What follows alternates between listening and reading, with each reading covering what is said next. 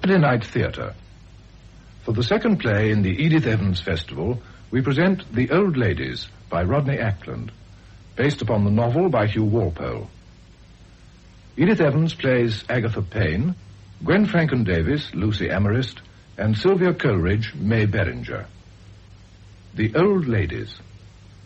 Quite a number of years ago, there was an old rickety building on the rock above Polchester in an old grass-grown square. And in this house, at one time or another, lived 3 old ladies, Mrs. Lucy Amarist, Miss May Beringer, and Mrs. Agatha Payne. It was a windy, creaky, rain-bitten place. Mrs. Amarist's room was on the ground floor, and she stayed indoors a good deal. Miss Beringer was new to the house. She had come to her room on the first floor only the day before. On the first floor, too, was Mrs. Payne's room. It was a large room, curiously jumbled with odds and ends.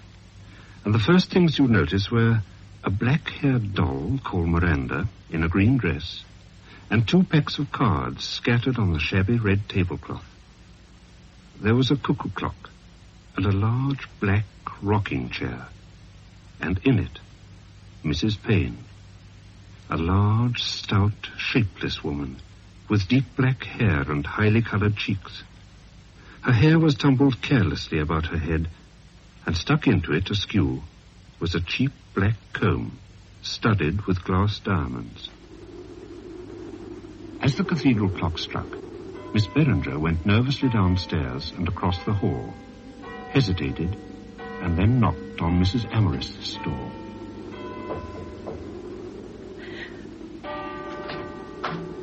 Oh, Miss Beringer, isn't it? Yes. Oh, yes. I had to come and thank you for being so kind. And to wish you the compliments of the season, of course. I'm so pleased. I hoped we'd meet before Christmas Day. Do come in for a moment. I was just going to make a cup of tea. I do like a cup of tea between breakfast and lunch. Oh, thank you so much. I couldn't wait to thank you for being so generous, as I'm sure indeed you have been to a perfect stranger. Well, after all, I thought to myself when you arrived yesterday, we are going to be such very near neighbors, we must get to know each other a little. You will sit down, won't you? Have you met your other neighbor, Mrs. Payne, yet? Mrs. Payne? Oh, no. No, she's the lady in the room next to mine, isn't she? Yes, the agent, Mr. Richards, told me. Oh, yes. Oh, I'm sure I shall be most comfortable here. The house is very rickety, of course, and when the old gentleman who had your room previously left, I did feel quite queer sometimes alone in the house with Mrs. Payne. But I'm sure we'll all be very happy now. Well, I'll see to the kettle. I really could have wept when the char lady came in. It was such a lovely surprise this morning. Oh, it was such a nice thought. I really could. And it must be months since I had a fried sausage for breakfast. Oh, you left enough for yourself, I hope. Dear me, yes. Did you have Father come yesterday? Not so very far, no. St. Lennon's. The 3:45 it was, I think. Or was it the 3:40? I've never been there, but I hear it's very bracing. Yes, very. The air is wonderful. It agreed with me splendidly. Splendidly. Were you there long? Oh, yes, several years. But it had too many associations for me after my last little dog died. And then my friend, Jane, who married and went to India, she lived there, too. There's a very fine view of the cathedral from my window. Is it far away? Oh, no. Quite a short walk. I always go to the services there. Oh, do you? I was thinking I'd very much like to attend a service tomorrow. I wonder... Why don't you come with me? Oh, may I really? I would like it so much. It's really something to look forward to. I'm so glad, Miss Beringer. It is for me, too. To tell you the truth, I'd been wondering whether I might have a tiny party this evening. A party? Dear. Well, it wouldn't be a real party. There would only be ourselves. Just tea and cakes. But I've got a little surprise. It suddenly came upon me to buy it on my way home this morning. What do you think? Oh, it sounds wonderful. The other lady will be here, of course. Mrs. Payne, oh, yes. Though I haven't asked her yet. Does Mrs. Payne attend at the cathedral also? No, oh, no. No, she doesn't go about much. She's getting a little past it, I think. She has a weakness in her legs. Oh, quite. And I have rather an idea that she's a Roman Catholic. Oh, you don't say so. Dear. So, of course, she wouldn't go to the cathedral. Quite. Did you go far for your walk this morning? Well, right over the bridge. And I must admit, by the time I arrived at my cousin's, I did feel rather tired. But then it may have been through carrying the picture, because otherwise I've been very sprightly lately. Oh? Oh, there, the kettle's beginning to boil, and I've nothing ready. It's so difficult to know what to give for Christmas, isn't it? Especially to a man like my poor cousin Francis, who's confined to his bed all day and hasn't very long to live. So in the end, I thought a picture would be nice. Yes, a picture's always nice, isn't it? Yes. Oh, dear. We are cozy in here. I'd better let it stand a moment. May I look round your room? Yes, do, please. This is your husband's photograph, I suppose. Yes, that is my husband. Oh, what a fine face. A fine face. And is this your little boy? Yes, that's Brand. Ah, he is a nice little boy. Is he... He's a grown man now, of course. He lives abroad. I write to him every week. Every week, yes. And which part is he? I'm not quite sure. He was in America when I last heard. Milk and sugar? Oh, if you don't mind, 2. Do have a biscuit, will you? I don't really think I could manage one. Oh, but they're nothing. Well, perhaps. Oh, thank you. I shouldn't, of course. I'm nothing but a glutton. Mrs. Payne's the one for sweet biscuits. She's fond of them, is she? She has quite a passion for sweet things. Really? Chocolates? No, nougat she likes, and sticky things. Queer, isn't it? And raspberry jam.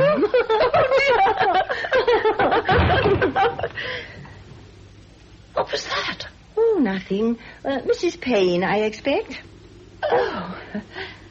She must have knocked something over. It gave me quite a start. Mrs. Payne often startles one like that. She sleeps a lot, you know. And then she wakes up suddenly and moves about without being properly awake. I hate anything giving me a start. There's really nothing I hate more. My heart's not at all good. You've no idea how alarmed I get. I don't know what I should have done sometimes without Pip. No, I don't really. Was that your little dog? Yes. Pip. A little fox terrier he was. Did you have him long? Oh, yes. He was quite old when he passed away. Just like a human being. Jane, my friend Jane, she gave him to me as a gift. Pip first she gave me. And then the amber. The amber? Yes. My most treasured possession. Oh, it's a most beautiful piece of amber.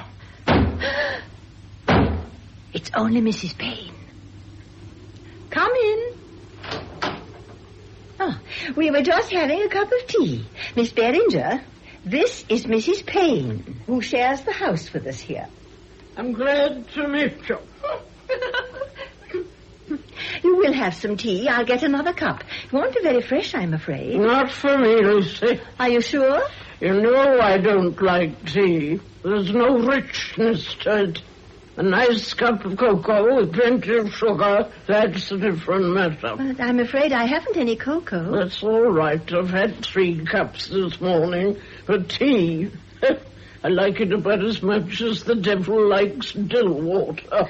But do you find cocoa as stimulating as tea when you're tired, Mrs. Benn? Have you been out this morning, Lucy? Yes, I got back just before Miss Beringer came down. We've got to know each other in no time. I heard you laughing. It woke me up. What were you laughing about? I can't remember now. Can you, Mrs. Amherst? What was it? And where'd you been, Lucy? I went and paid a visit to my cousin, just to take him a little present. Present? I wouldn't give him a present. Rich as he is and does nothing for you. I'm sorry for you, Lucy, with no relations but an old skinflint like him, unless you count your boy. But he might as well be dead for all you see of him. Oh, no, Agatha. Well, he's been gone for years now. No one knows where. If he's alive, he doesn't care about you. I'm glad my child died. She'd only have been a grief to me. He'll come back. Brand, I mean. Brand? So that's your boy's name, Lucy. Queer name. But isn't he right to tell you what he's doing? Perhaps he is dead. I know he's not dead. I'm expecting to hear any day now. You've been expecting to hear any day ever since I've known you. You're a patient woman. One would never think it was Christmas Eve, would one? Oh, Agatha, I felt I simply had to do something this Christmas. I bought a little surprise for us all on my way back. I simply couldn't resist it. You will come down tonight, won't you? And I'll have cakes and tea. No, cocoa. I'll remember to get cocoa for you, and we can have quite a little party. But the surprise is the thing. I'm sure you'll like it, dear. How can you afford a party, Lucy? You've had some good news. The cards last night said there was good news on the way. Well, in a sense, I have. And yet it's not news exactly. My cousin spoke to me in a very kindly manner this morning. Did he say leave you something in his will? What did he say he'd leave you? Well, he said £1,000 a year. £1,000? £1,000 a year? Why, Lucy, that's a fortune. Was there anyone else there when he said it? No, there wasn't. We were quite alone. And he was very kind indeed. I've never known him so nice. So you're going to get £1,000? It's only what he said. You can never be sure of anything, can you? What could you do with £1,000? Well, Agatha, I could find my boy, and we'd live together again. Is that all you do? That's all I'd want. There are plenty over, wouldn't you? What would you do with that? Wouldn't you buy anything? Wouldn't you buy any jewels or trinkets? Any coloured things? Silks and jewels? No, nothing like that you wouldn't buy, would you? No, I can't say I would, Agatha. No. Well, I'm afraid there isn't anybody who's likely to leave me £1,000. I wish there were. Anyway, he probably won't leave it to me at all. Do let's talk of something else. Shall I take your cup, Miss Beringer? Oh, yes, thank you. Lovely cup of tea it was. Oh, I'll be going, Lucy. And you're quite right. Don't count on the money. You come to me and we'll talk it over. There's nothing like a little plan. Nothing. Oh, don't go yet. Would you lend me some of the money? Lend you some? Why, of course. You're a good creature, Lucy. I'd do the same for you. And after all, you must be pretty sure of it.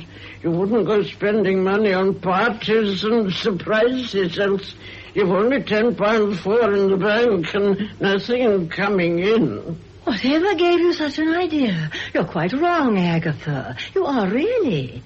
What could have put such an idea into your head? Well, I saw the letter from the bank. It was on the mantelpiece. I didn't mean to read it. Oh, but you shouldn't have. What were you thinking of? I assure you it's a mistake. The letter was a mistake. You shouldn't have said such a thing. It was a seasonable Christmas, and the snow was falling. Mrs. Amherst took in the Christmas tree she had ordered, and as she did so, the bells rang out from the cathedral.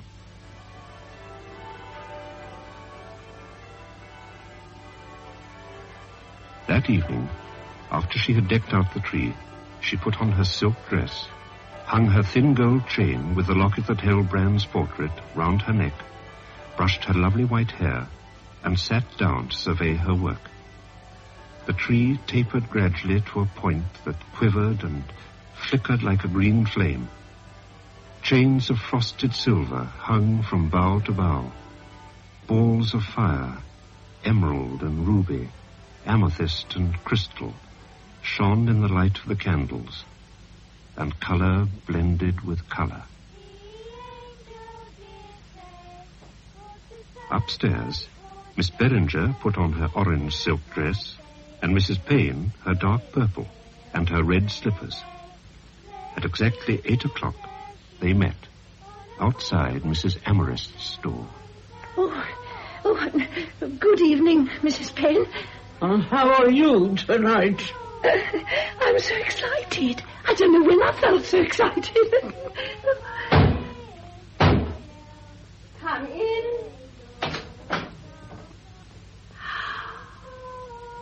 Oh, dear. A Christmas tree. Dear me, dear me. Was it very silly of me? Oh, I hope you don't mind, but I simply had to do it. I do hope you don't mind. Mind? Oh, why, Mrs. Amherst, it's lovely. It's the loveliest thing. I can't speak, I can't indeed. Words won't come. I can't say anything at all. Well, sit down, both of you. Dear me, there's quite a draught. I'll shut the door. Oh, do say something, Agatha. I shall begin to feel you don't like the tree. Don't like it. I can't tell you what I feel about it, Lucy. You wouldn't understand. Oh, I think I would. No, you don't love beauty. Nobody loves beauty like I do.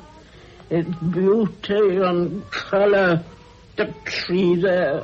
That's why I'm the only one that understands it. Oh, Mrs. Amherst, I wish I could tell you what I feel. It's wonderful. Simply wonderful.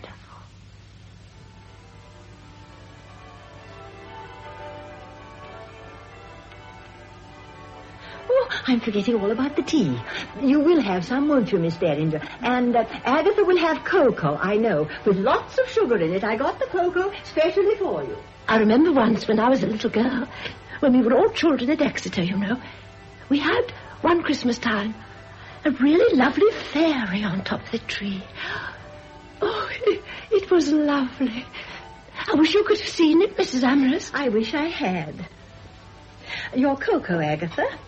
Thank you, Lucy. And you must help yourselves to cakes and sweets. I'll put them here where you can both reach them.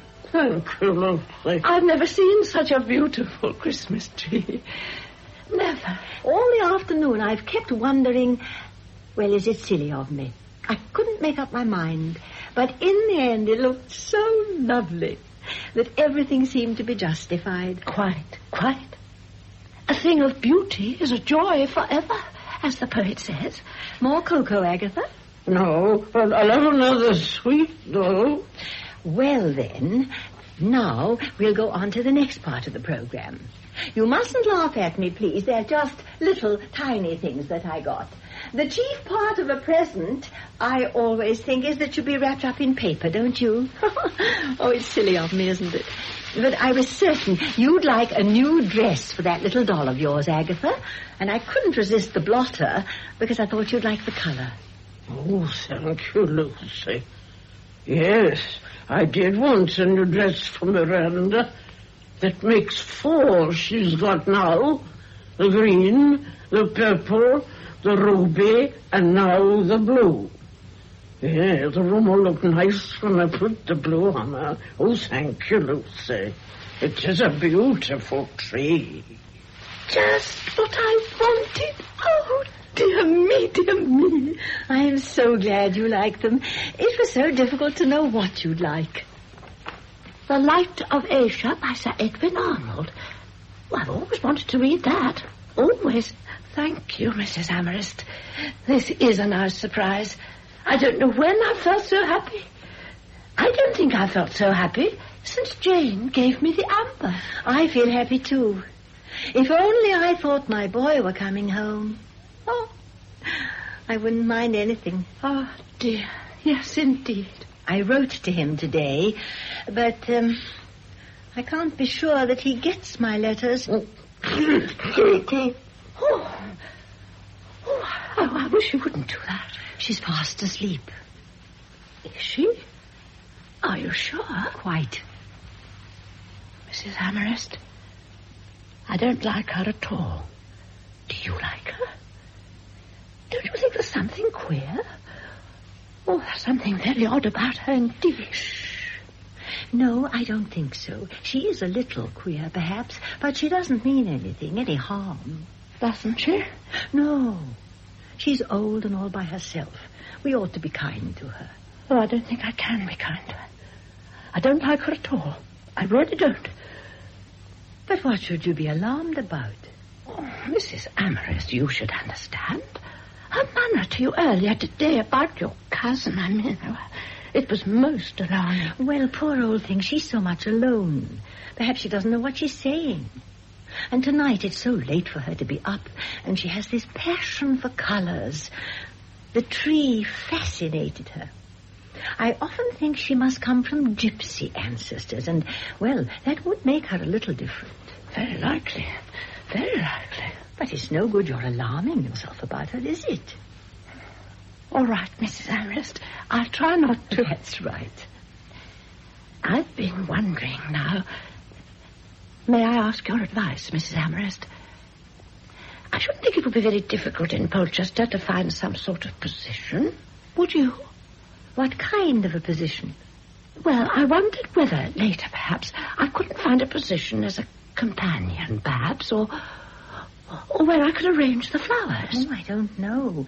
I don't think such positions are easy to come by. Oh, but Mrs. Amherst, well, you don't mind my telling you, do you? Only I'm sure you'll understand. You see, I must get a position soon, because at the end of 6 months, I won't have any money left. They'll kill you if you touch it. Oh, she's having a nightmare. Here. Agatha, wake up. You're dreaming. What? What's that? Dreaming? Yes, that's right, Lucy. I was dreaming about that husband of mine. I dreamt I tried to kill him. Well, he's dead now and can't do me any harm. No more than I can do him any. But I could have killed him once. I could have killed him all right when he threw my hat on the fire. A fine hat it was, but too gay for him. Can you believe that, Lucy? I was a young girl then, and prettier than most of them. My gypsy queen, he called me when we were courting. My gypsy queen.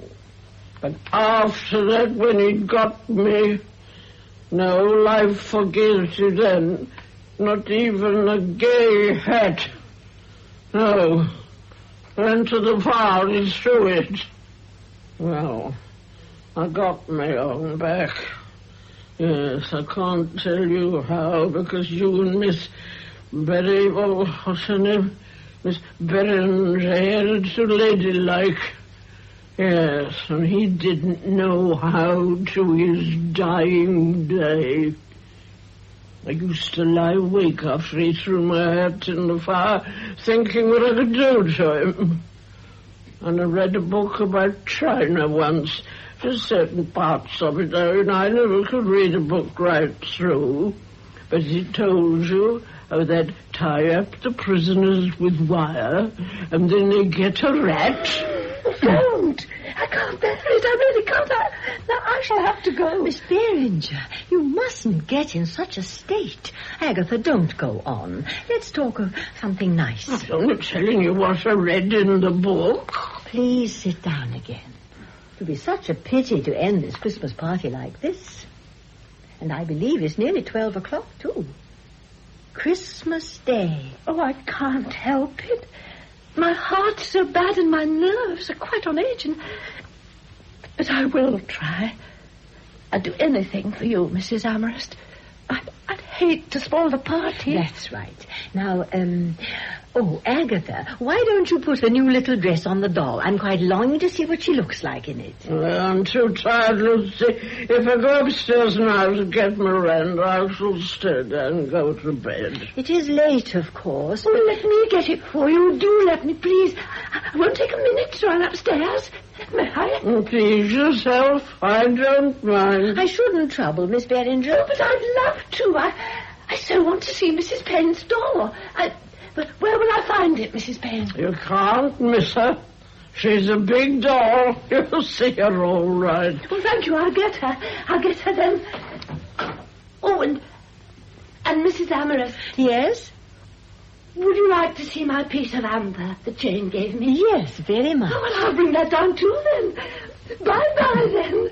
Bye-bye for a second or two. Bye-bye.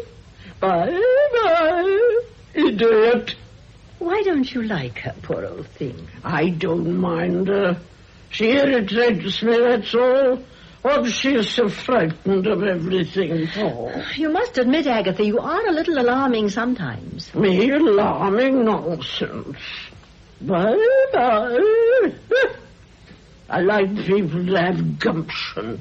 Wants to see the doll, does she? Wants any excuse to get away from me for a moment because I frighten her. Bye-bye. I think you're very unkind, Agatha. Nonsense. She's frightened of everything. You can see that. You and me, Lucy, we're not frightened. I like you for that, Lucy. I respect you. You've got independence. But her... look at her. She's not worth talking about. You're quite right, poor old thing. She's never known what it is to live. It's cold. The fire's going out and I'm going to bed. Help me up, Lucy. Must you go now? Yes, I must. Bed's all I want. And you'll have to help me up the stairs. My legs are funny tonight.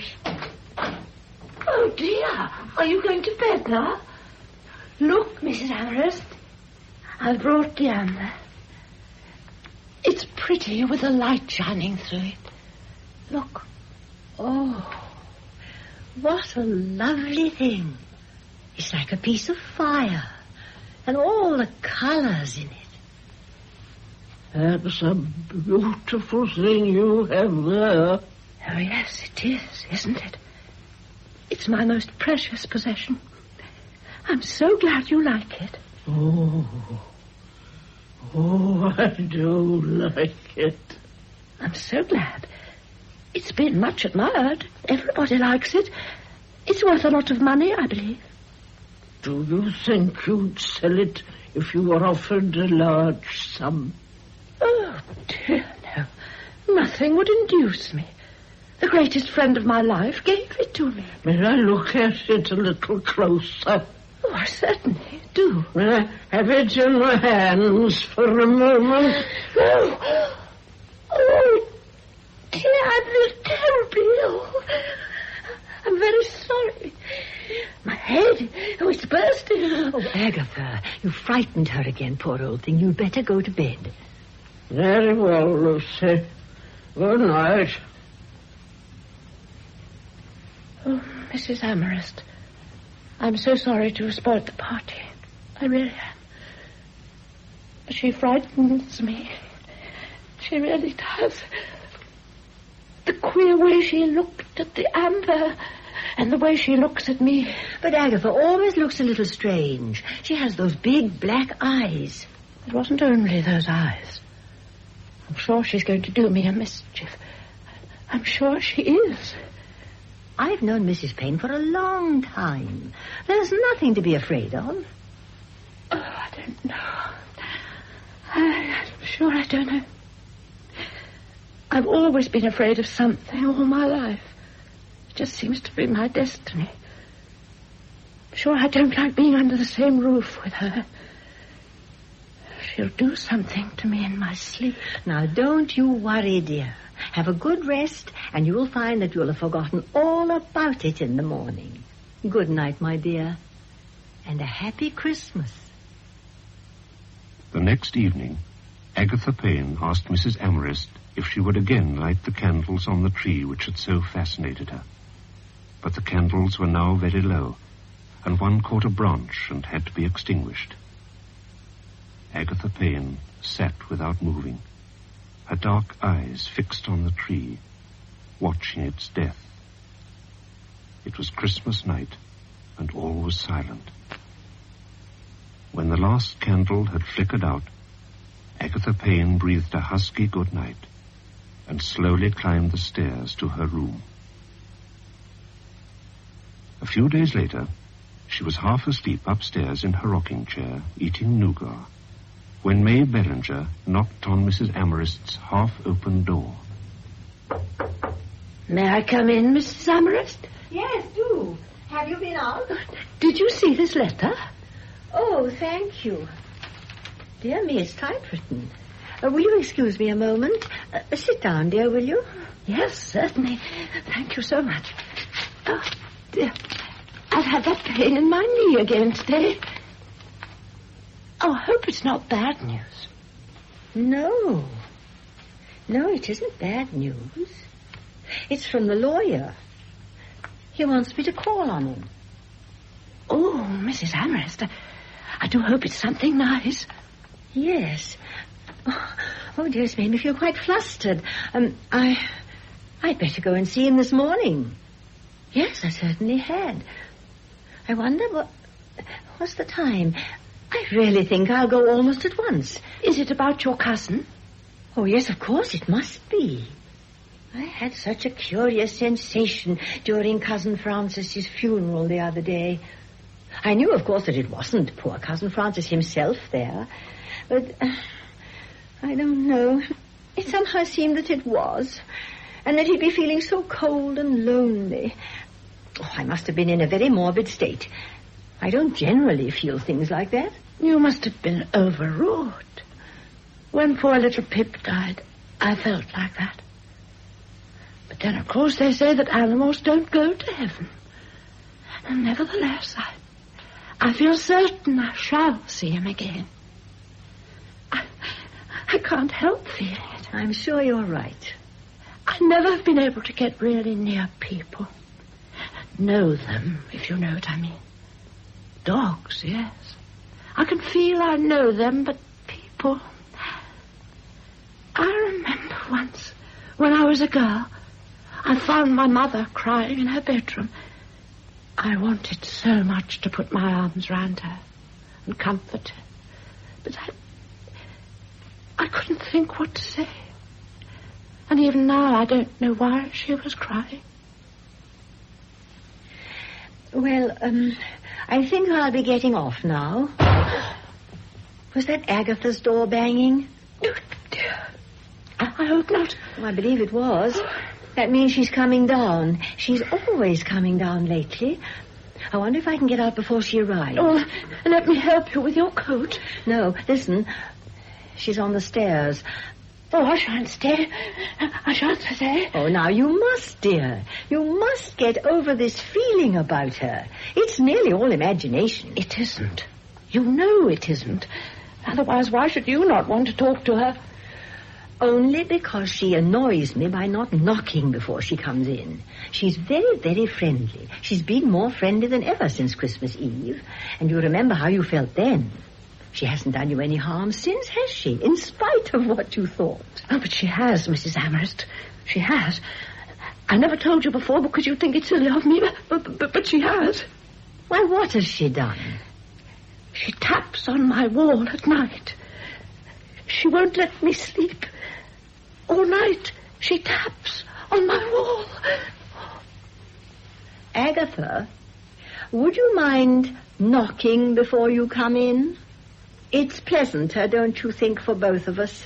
Why, it's Miss Beringer. How are you today, Mrs. Beringer? You're not looking so well. That's a pity. I'm very well, thank you. Very well. But I was just going to my room, if you'll excuse me. Have you a book, Mrs. Amherst? I'd like a nice book to read this afternoon. Why, certainly, dear. Which would you like? Oh, it doesn't matter. Anyone will do. I'll take this. Bye-bye. Bye-bye for the present. Goodbye, dear. I'll see you soon. Bye-bye. Bye-bye. Oh, don't be so stupid, Agatha. I expect you say things just as annoying. Come and sit down for a moment. I'm going out almost at once. Have you heard anything about the money yet? No, not exactly. Well, no, I haven't. Do you think he's left it to you? Oh, dear, I wish I hadn't told you about it. Well, you'll be in a fine old hole if he hasn't. What's he going to do if he hasn't? I don't know, dear. But I'm sure our Lord will care for me in the same way that he has always done. Care for you? He's left you all alone. How can I be alone, dear, when he is with me? Oh, sir. Do you really believe that? Of course I do. You're a fool, Lucy. Have you heard from your boy? No. Your cousin did promise you the money, didn't he? Well, yes. He said that when he died... Agatha, don't you think that there's something rather dreadful in our talking about money like this when we're both so old? We can have 20 years yet. You're strong and I'm strong. I knew a little girl who died when she was 5. What's the good of thinking about it? We ought to think about it. Not in an unwholesome way, of course, but as though we were going from one country into another. And we must give an account of ourselves. And why shouldn't we think about God's love? It's very nice to think about it. That's a fine coloured piece of Miss Beringer's, isn't it? Yes. I've told her how greatly I admire it. I don't know what an old woman like her's doing with it. She can't appreciate it. She likes it because her best friend gave it to her, and that's a very good reason. Well, dear, I'm going now, or I shall be late. You will excuse me, won't you? Where are you going to? Oh, nowhere much. Nowhere much? What do you mean? If you must know, Agatha, I'm going to the lawyer's. I heard from him. What's the letter? Why didn't you tell me? Why did you keep it a secret? Because you will talk about it so much, Agatha, and I don't like it. What does he say in the letter? About the money?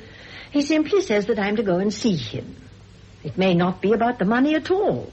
Whatever will you do with it all? Oh, don't, Agatha.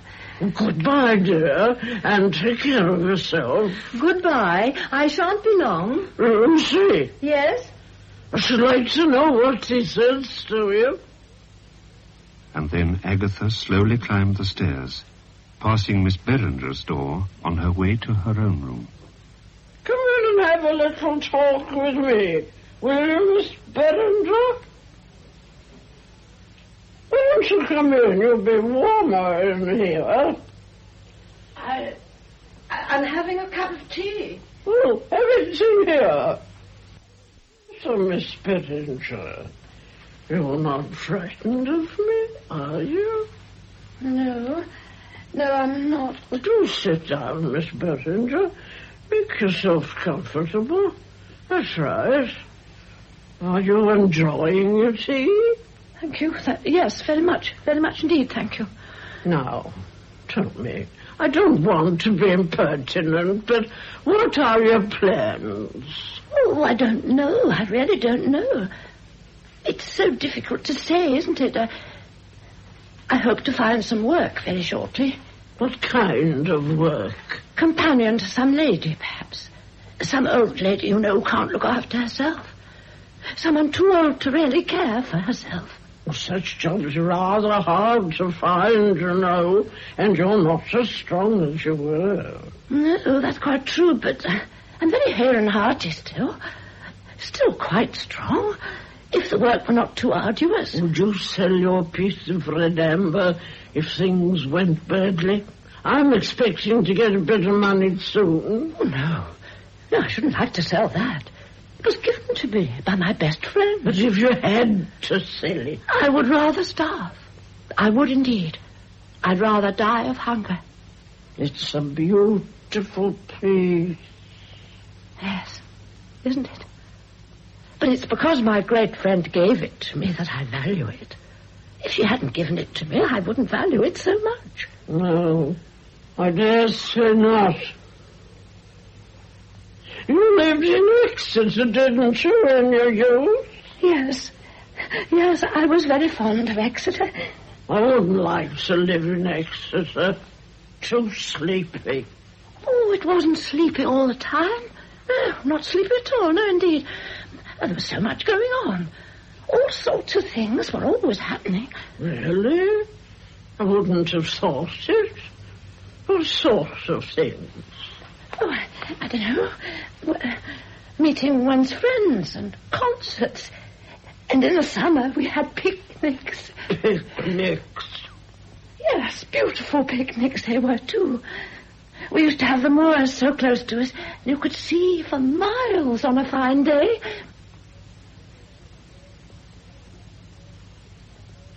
Do you know when you're going to die? To die? Oh, no. Do you want to know? No, I don't. I don't want to think about it. Ah, you're a coward. No, I'm not. I don't want to think of it. It's not a thing you want to think of. Why not? It's coming sometime. That's certain. It's better for many. Take yourself now. When your money gives out and you don't get a job, what are you going to do? I don't want to think of it. Indeed, I don't. But you ought to think of it. You ought to make provision. Who will you leave your things to? My things? Yes, your odds and ends. That piece of amber, for instance. If you sold it beforehand, you wouldn't have to bother who to leave it to. I hadn't thought of it like that. Haven't you made a will? No. It didn't seem worthwhile.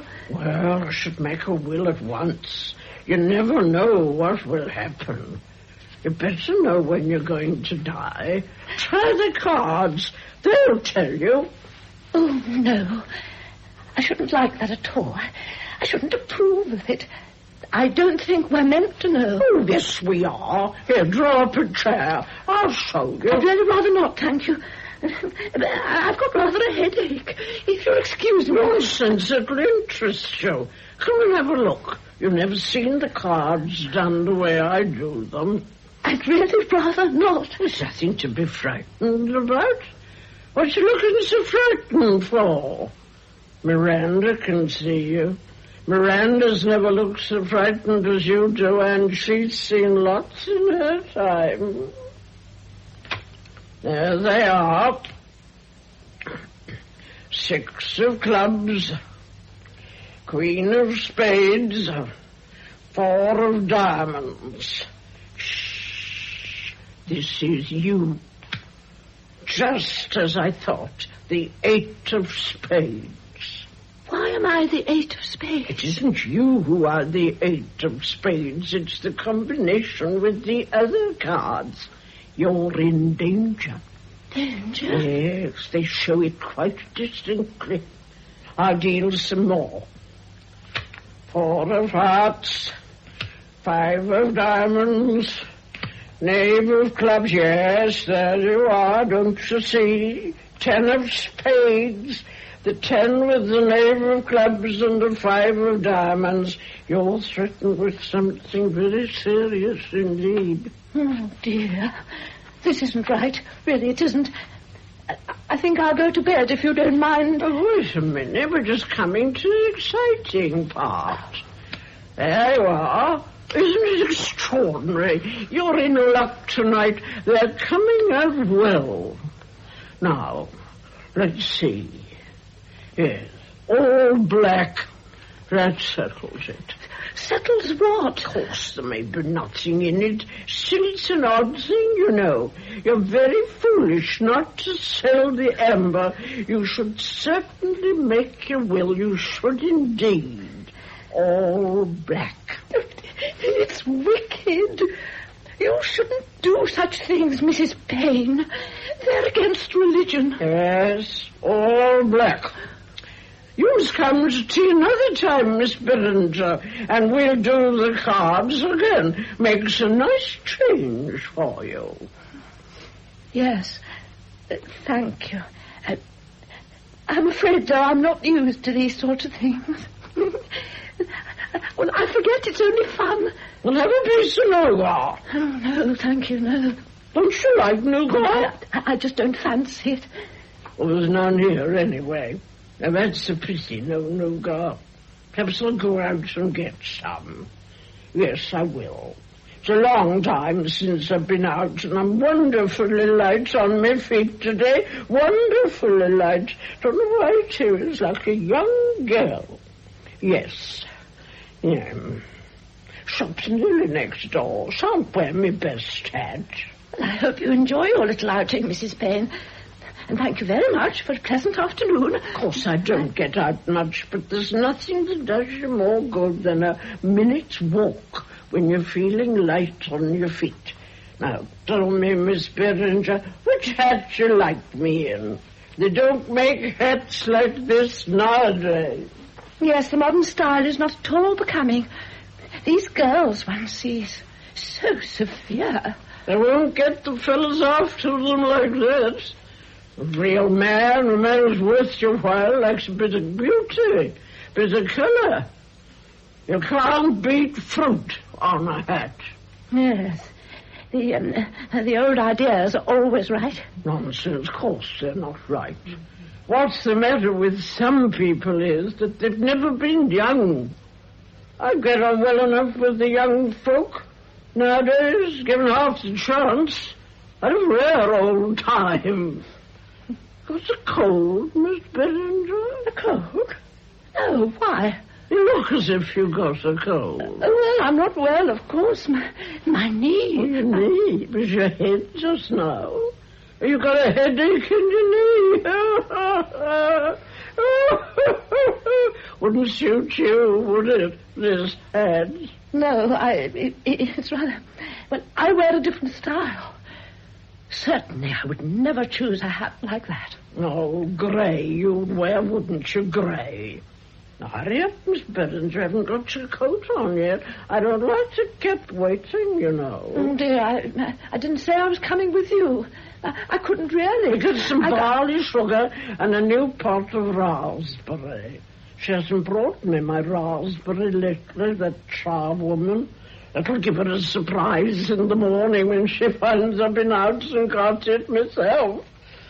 What's the matter, Miss Beringer? Why don't you get your coat? Coming without it, I shouldn't. You shiver enough in any case. I'm sure I don't shiver. Well, it's nerves. I feel a bit nervy sometimes. Perhaps the cards meant that. Perhaps you'll go out without a coat and catch your death. Here's a piece of nougat on the way back. Now, hurry up, dear. I really don't... Now, go along now. That's right. Ready? I'm waiting for you, Miss Beringer. I can't wait much longer. I just have to come in and see how you're getting on.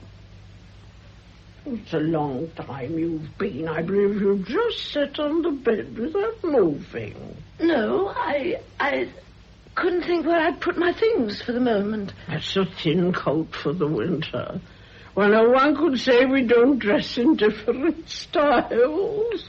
Come along, down the stairs. Oh, I wonder what it is with my knee. Best thing in the world for bad knees, a walk. Is Is it far to the confectioner's? About 3 houses. Only a minute when you're in good health and the wind's behind you. Oh, Mrs. Payne, do you mind? You're leaning so heavily. My shoulder. I can't go another step like it. Very well. You needn't think I can't move without your help. Not at all. I didn't ask you to come.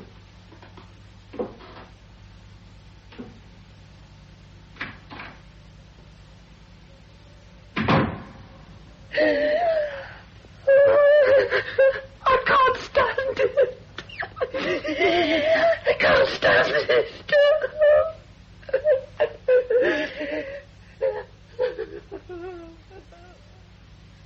Miss Beringer dragged herself into Mrs. Amherst's room and fell sobbing onto the bed.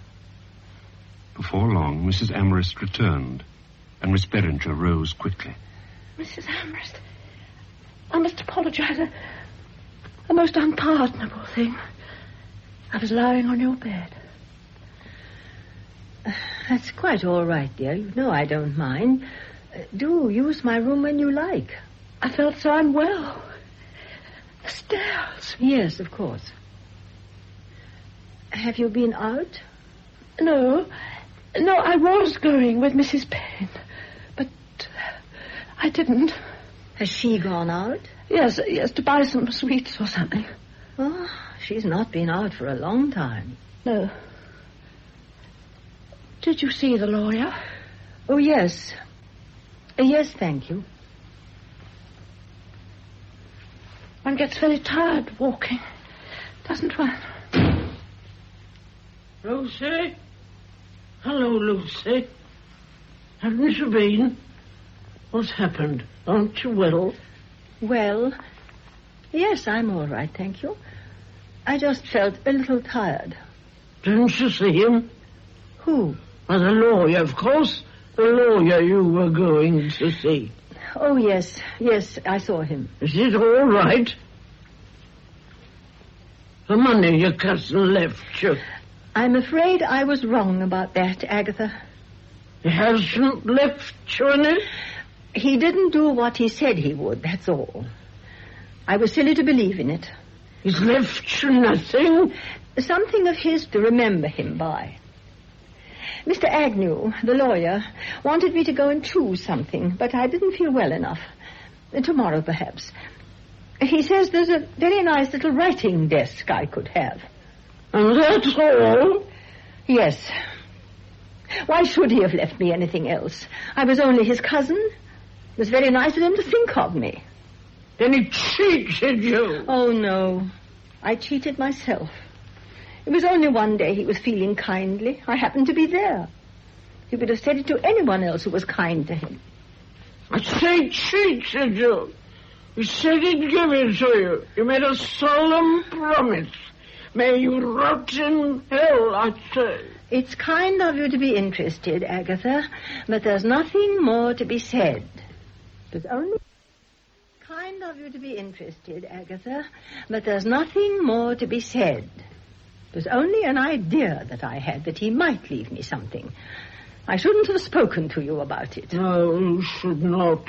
Making me believe things that aren't true. It's wicked.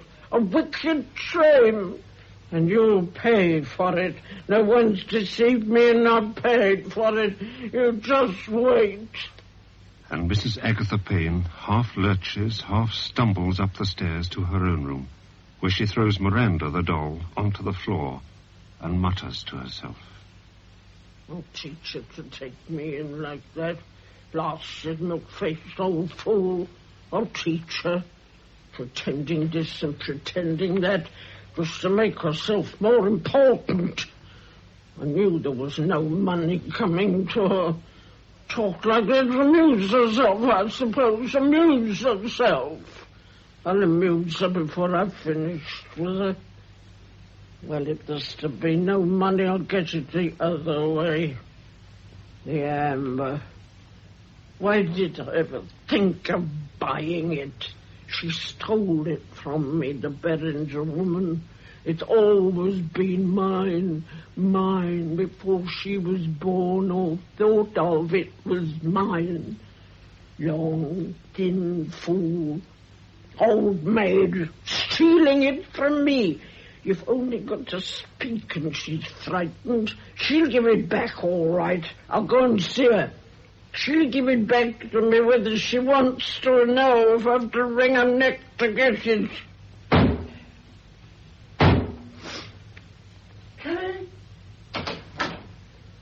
Well, Miss Berenger, it's very disappointing for poor Lucy about the money, isn't it? Well, how do you find yourself now? Mrs. Bain, why are you persecuting me like this? Why do you come to my room? Why do you knock on my wall? I haven't done anything to harm you. I haven't hurt you in any way. I never saw you before I came here. I never interfered with you. I know it's silly of me to go on like this, but I haven't been sleeping.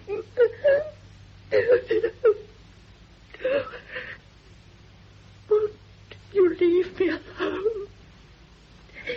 I've done you no harm. Perhaps I thought you were lonely. Not lonely. Not at all. I don't want anybody. I want to be alone. But you want to frighten me. And you want something else. You want my piece of amber. Who says that I want it? You've strange ideas in your head. You should see a doctor. You're ill.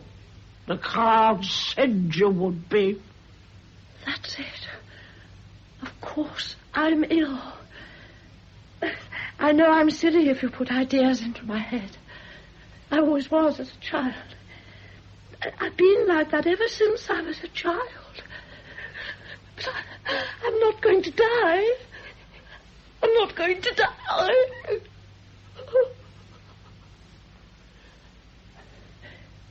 I ask you not to come here. It is my room. I forbid you to come any more. Well, if you'll give me that piece of amber, I won't come any more. Nobody shall have it. It's the only thing I've got. Now, we'll see. We'll see. Mrs. Agatha Payne returns to her own room, while Miss Beringer, in great agitation, pulls an old Gladstone bag from under her bed and hastily fills it. She steals downstairs and taps quietly on Mrs. Amherst's door. Yes, come in. Please. Mrs. Amherst. Why, whatever is it? Shut the door quickly. Please, please. What are you doing with your bag? I can't stand it any longer. I really can't. I'm going. But I don't know about the train. But what's happened? Is it Agatha? What's she been doing? Tell me what's happened. No, I can't. I couldn't go over it. I'm going to St. Leonard's. I'm going to friends. But please, please, couldn't you get me a timetable? Oh, you must please get me one. Well, I know about the trains, dear. There's always one at 4:30, and it's 3:15 now. Oh, I mustn't miss it. I don't know what I should do if I miss it. Oh, why don't you wait a little, dear, and get the next one? You mustn't go out when you're like this. I should be all right when I'm outside. When I'm at St. Leonard's, I shall get better. The pain in my back will get better. I shall buy another little dog like Pip, and everything will be all right again. Oh, here's some money for the child lady. Please give it to her. And thank you for being so good to me.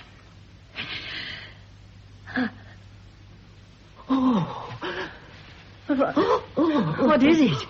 Oh, you must take things more quietly. You mustn't excite yourself so much. Is it your heart? Yes. Yes, it's my heart. It stopped then. And now it's going so fast. I'm ill. You're too ill to go out anyway. Certainly too ill to go to St. Lennon's. Oh, no. No, I must go. I can't stay here. It's only my heart. It's been like this before. I must go. I hate this house. I hate this town. What was that? She's outside the door. She is. She's listening. Who, Agatha? Nonsense. Of course she's not. Well, we'll see if you like. Hello, Lucy. Well, what's the matter? Aren't you well, Miss Beringer? You'll have to stay in bed then, won't you? But never mind. I'll be with you. I'll see that you're all right. You won't be lonely. A few hours later, dusk has fallen and the lamps are lit. Upstairs in her room, Agatha Payne is playing cards, while downstairs Miss Beringer is propped up in Mrs. Amarist's bed, asleep. She stirs. Are you awake, dear? Yes. Lie still, then. I'll give you some nice beef tea in a minute. Have I been asleep long? Quite a long time, dear, yes. Is it nearly night, then? Oh, no. The last post hasn't been yet. I always count the beginning of the night from when I hear the postman go by. You're not going, are you? No, dear. Don't you worry. I'll get the beef tea. In the morning, I'll be able to go to St. Lennon's, won't I? Yes, dear. Will you come and visit me at St. Lennon's? I'll show you the places Jane and I used to go to, and where I used to take Pip for walks. Oh, yes, I certainly will. Here you are now. Drink it up, and it'll do you a world of good. Thank you. Sit closer, will you, Mrs. Amherst? Next to the bed. Do you mind? Certainly. Is the bed fairly comfortable? I always find it so. It makes a great difference, I think, if the mattress is turned every morning. Now, would you like a little bread with the beef tea? Is that my bag over there? Yes. Do you want something from it? My amber. My amber's in it. Will you give me my amber? Now, dear. Do you want it now? Yes, please. But... Please, give me my amber. Very well. As long as you don't get excited. Now, where would it be? Underneath the other things? Yes. It's at the bottom, because I put it in first. Can you feel it? Ah, yes, here it is. Oh. What a beautiful thing. There. Now, don't drop it in the bed and fall asleep, or you'll be like the princess and the pea, most uncomfortable. Thank you. You've not finished already, have you? I couldn't drink any more. Oh, do try. Just a last little drain. There's all the goodness at the bottom. I don't think I can. Oh, then you won't be able to go to St. Lennon's tomorrow. Drink it up. That's right. You'll feel a different woman in no time. Hold my hand, will you? Do you mind holding my hand? Do tell me if you mind. But of course not. There. I'll tell you why I decided to go away. May I? I can guess what happened. Agatha frightened you again, I suppose. Oh, speak softly. She can hear what we say. But of course she can't. She's in her room. But she can. Now, that's really nonsense. You've had ideas about Mrs. Payne since you first saw her. Of course, she's very odd and alarming, but I'm certain she doesn't really mean any harm. After all, I've lived in this house for months and months with her, and she's never done me any harm. That's because you haven't got anything she wants. What do you mean? It's my piece of amber she wants, and she's not going to have it. Now, dear, you mustn't imagine things. It's only because you're not well. She came into my room after you'd come back from the lawyer's and said she wouldn't leave me alone unless I gave it to her. She must be mad. Mad and wicked. That's as bad as being a thief. She is a thief. She'd take it at once if I were alone in the house. Oh, I can't understand anybody wanting anything like that. Of course, I like to have nice things, but it's wicked. And that's only a bit of stone or something. It isn't as though it were alive. What's it made of? Well, I think the Chinese find it on the seashore or something. But I'm not certain about its not being alive. When you put a lot of feeling into something, don't you give it a sort of life? It may be grateful, you know, for your being so fond of it. Of course, it's very fanciful, and perhaps it isn't very religious. Jane said, when she gave it to me, that it had some of her heart in it. And I think perhaps it has. Listen. There is the post coming down the street. Can you hear him?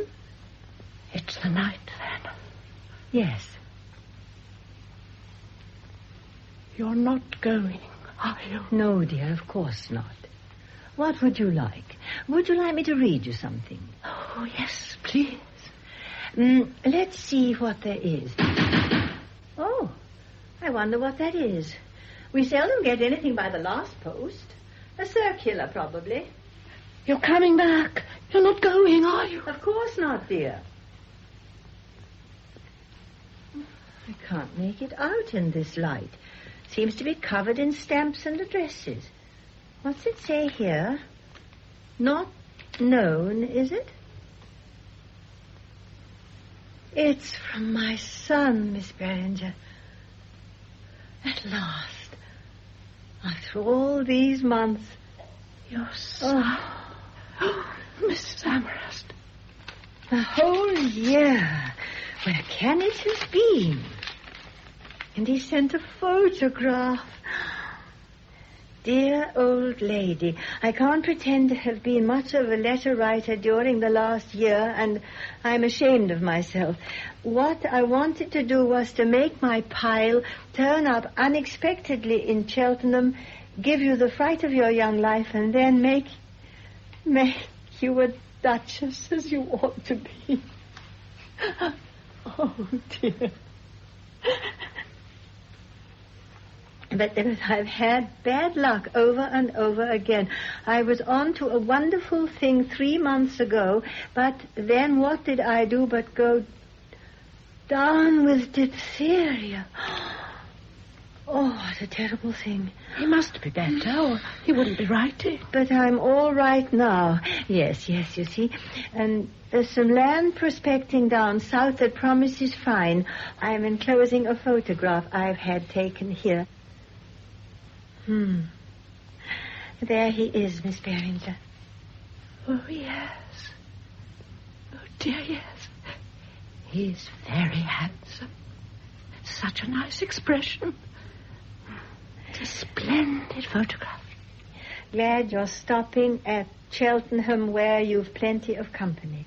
Don't be lonely, old lady. Your loving son, Bran. How happy you must feel to get a letter like that. I didn't want him to think I'd left Cheltenham. It might have fussed him. But I left this address in the post office there. I don't know wherever this letter can have been. Will you let me meet him when he comes back, Mrs. Amherst? I would love to meet him. You mustn't get excited.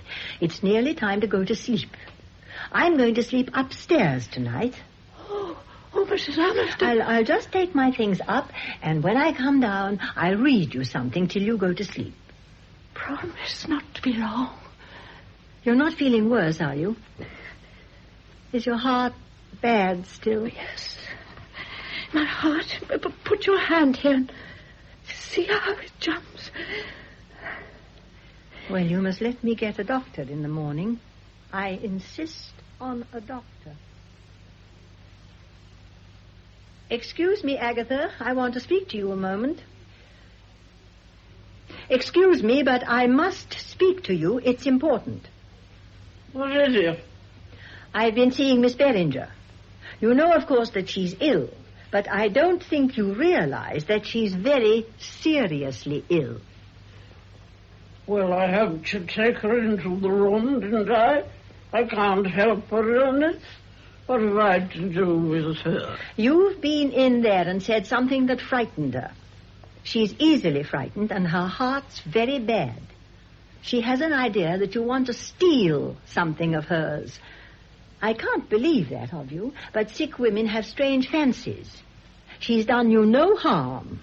Why won't you leave her alone? Leave her alone. Silly old fool. Silly old fools, both of you. A pair of sentimental old women. You with your precious boy. Her with her Jane and her dog. You leave my son alone. And you leave Miss Beringer alone, too. From what she tells me, you're no better than a thief. Thief, is it?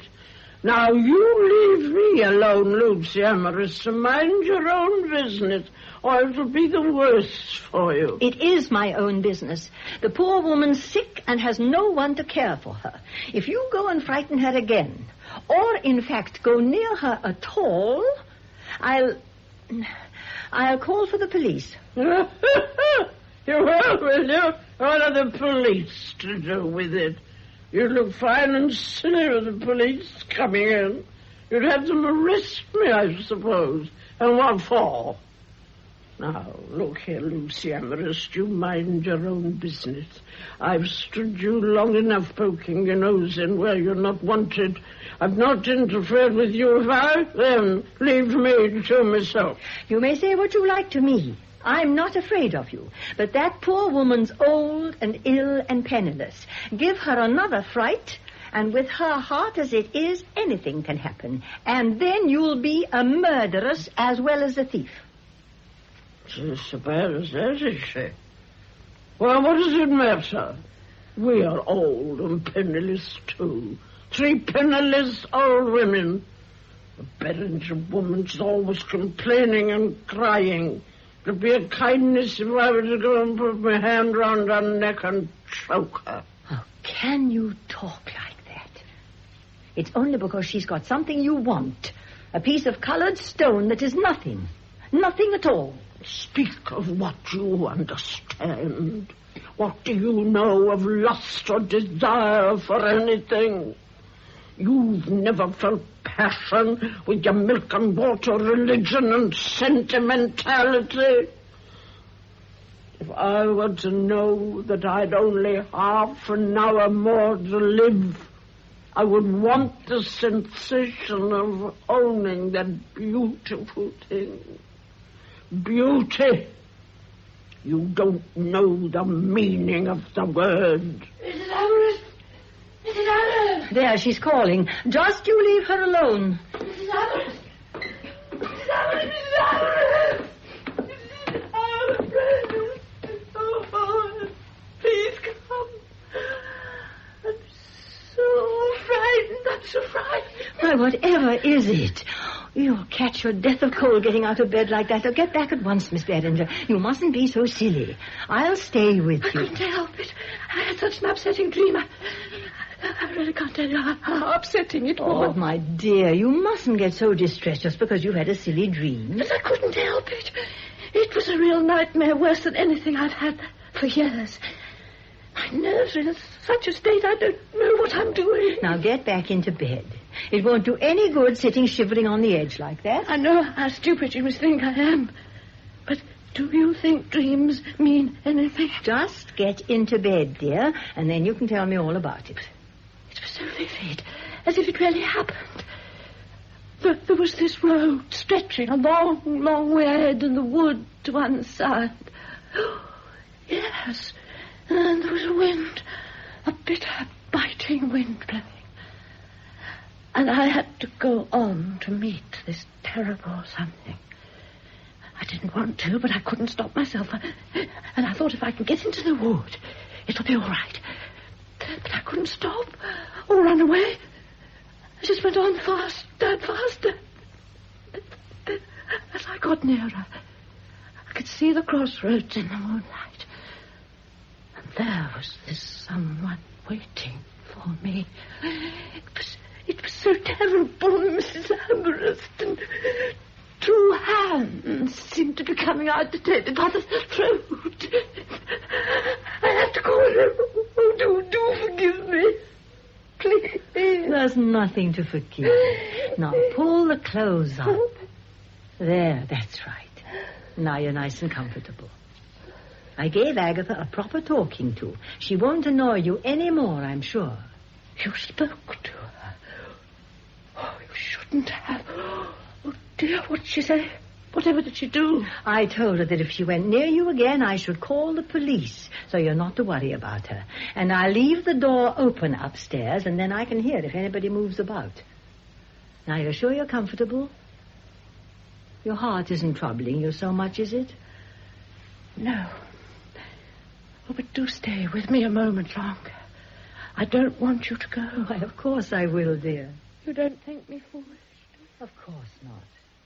I am foolish and frightened. A silly old woman. But you've been so kind to me. There is one thing I'd like you to do. What is it, dear? Would you mind, before you go, saying a prayer? A prayer about the dangers of the night. Being kept safe. I know. Dear Lord, we pray thee now, when the night comes down over our heads and there is darkness everywhere, that thy might may be before our eyes, and that whether we are sleeping or waking, we may know no fear. So trusting, we fall asleep in thy arms, dear Lord. Amen. What a nice prayer. I've never heard it before. Yes, it is nice. Our nurse used to say it to us when we were children. Now you must have a long sleep, and then you'll feel much better in the morning. And no more nightmares. Good night, dear.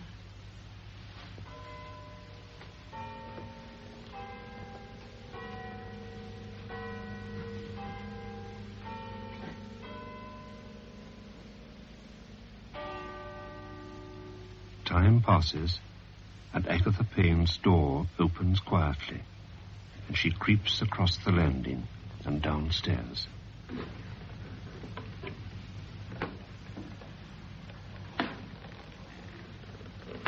She has changed into an old, dirty yellow wrapper and taken the combs from her hair.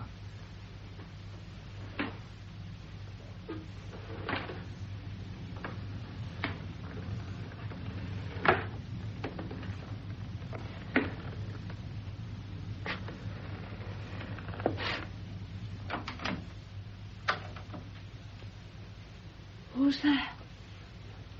Good evening, Miss Beringer. I came to see if you wanted anything. No, I... Well, I want us to have a little talk.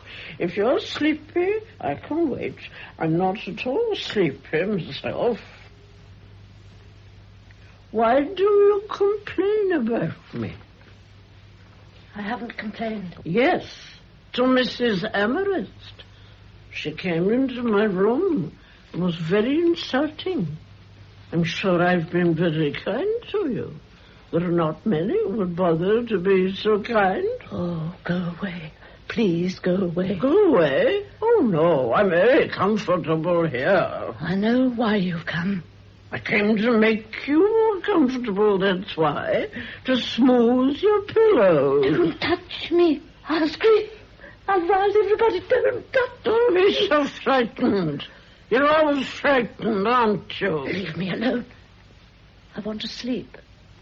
I can't stand it. Why don't you take things more quietly? I'm kind enough, really, but when you tremble like that, it gives me pleasure.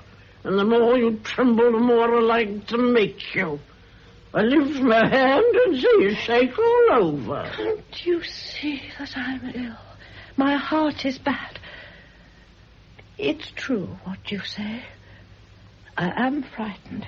I can't help it. I always have been. Oh, well, fancy that. I wonder why. course, I'm not very handsome. Sometimes I think I'm not quite right in the head. But you've no spirit. Why, if I were to drag you out of your bed and beat you around the room, you won't object. What do you want? Why don't you give it me without all this fuss? Let's look at it. You got it here somewhere? No. All right, then. I can wait.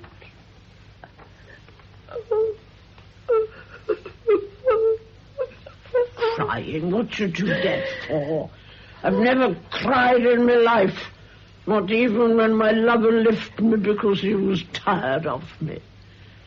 You've never had a lover, not with that face of yours. But I had plenty once. I was handsome and didn't care what I did. You snivelling old scarecrow. But to be a fine sort of man that would make love to you. I beg you to leave me just for tonight. You can do what you like in the morning. I won't tell anyone. But for tonight... Give me that piece of amber and I'll go. No, never. Jane gave it to me.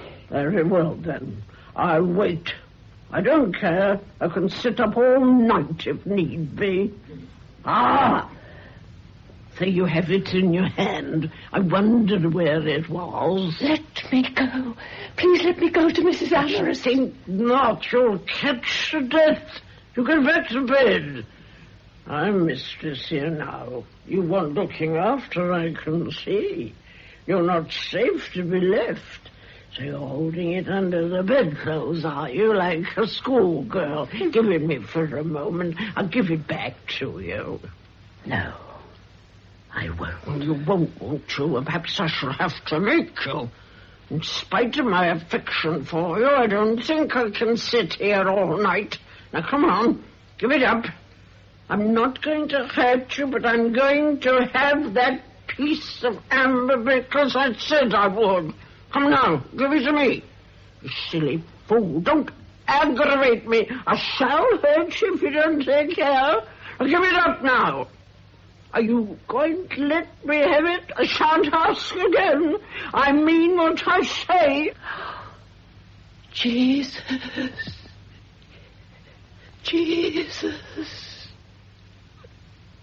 Agatha pulls at the clenched hand holding the amber. May Beringer falls back against the iron bars of the bed. Her body shakes. Her lips are drawn back. Their faces are almost touching. Then a sudden shock galvanizes May's body. She rises straight up against the wall, stiffly like a rod, her eyes staring. A convulsive movement shudders through her, and with a sigh, she collapses against Agatha Payne's bare breast, then slides down, huddled in a heap, as Agatha takes the amber from her still tightly clenched hand. Agatha! Agatha! She's dead, isn't she? Oh, poor May. Why didn't you call me? I could have fetched a doctor. So she's dead, Miss Beringer. Agatha, what's that in your hand? They say if you killed someone, they stay with you forever. Agatha. Oh, it isn't true. What have you done? She'll follow me now. I know it. If I go away, she'll follow me. If I die, she'll be with me just the same. Oh, why did I leave her? It was my fault. I shouldn't have left her like that. It's all right, Lucy. You stay with me. She can't come while you're here. As long as you're here, that'll keep her away. You're mad. You don't know what you're saying. Well, don't leave me. I'll be all right if you're here. There's two of us against them. Stop it. Poor May's dead. You've killed her. Let me go. Listen. What's that? Nothing. There isn't anything. Yes, there is. I heard it. She's knocking on the wall. Listen. Can't you hear it? no. You're mad. Dear God. What is it? Anyone at home? Agatha. It's my boy out there. What's that? His brand. Don't tell those lies to me. You can't get out like that. Let me go, Agatha. It's Brand. My boy's outside. Will you please let me go? I'm going away. Going away? Oh, no, you're not. But leave me all alone with the Beringer woman. You try it, that's all. But I am. My boy's there. Brand! Brand! No good calling. He can't hear. He'll knock a few more times and then he'll go. Let me go, Agatha. I must go. Please, Agatha. Please. You stay here. Let me go. Brand! Brand! Just wait a little while and he won't knock any more. He won't go on knocking much longer now. Listen, and we'll hear him go away. If he does go away, Agatha, he'll find me again. But I want to go now because it's such a long time since I've seen him. Now, don't stand there any more, dear, because he's waiting for me. Poor Agatha. If only I could help you. Brand! Don't go! I'm coming! Don't go! Hello, old lady. Brand! Oh, Brand!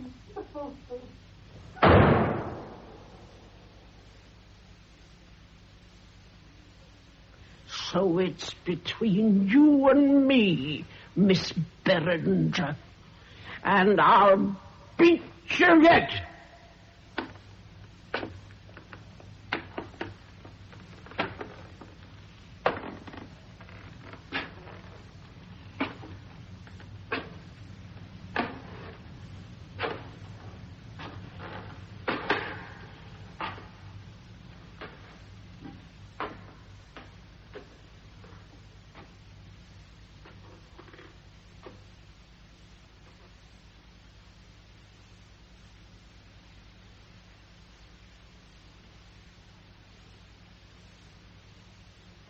Edith Evans played Agatha Payne, Gwen Franken Davis, Lucy Amarist, and Sylvia Coleridge, May Beringer, in that broadcast of The Old Ladies, a play by Rodney Ackland, adapted from the novel by Hugh Walpole. Peter Williams was the narrator, and the play was produced by Charles LaFoe.